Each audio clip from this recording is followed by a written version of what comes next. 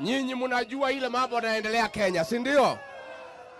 Mimi mwenyewe ndio nilikuja hapa nikamuomba kwa heshima munisaidie tuchague William Ruto. Nataka kusema pole pole pole watu wa Kiserian.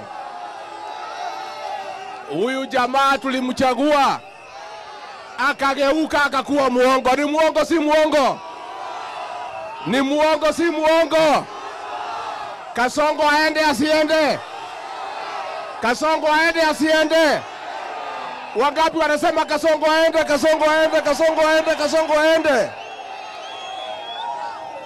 Mimi nataka niseme watu wa Kiserian, kama kijana wenu munisamehe. Yule jamaa pia alidanganya mimi. Alikuja na Biblia. Anasema Mwathani agochwe. Tukafikiria ni Mkristo.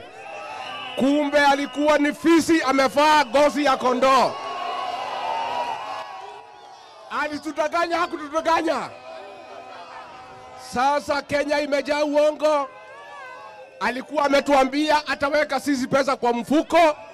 Akarudi ile kidogo tulikuwa naye akatoa. Alitoa hakutoa? Alitoa hakutoa?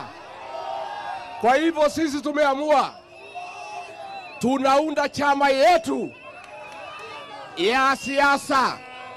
Na hiyo chama watu ya Kajiado ndio mtaongoza hiyo chama. Na chama yetu mpya tutatangaza mwezi wa 5. Na national chairman wa chama chetu mpya atatoka hapa Kajiado. Na hiyo chama tutasimamisha kutoka rais, governor, senator, mbunge, women rep mpaka MCA. Muko tayari? Muko tayari? Muko tayari? Nataka niambie watu ya Kiserian. Hai county ya Kajiado na hapa Kiserian ni ya kila Mkenya. Iko kila jamii katika hii Kajiado. Naomba nyinyi muishi kwa amani kama ndugu na dada. Mupendane, mufanye biashara pamoja, muoane, muzae watoto. Kila mtu hapa ajue hapa ni kwake.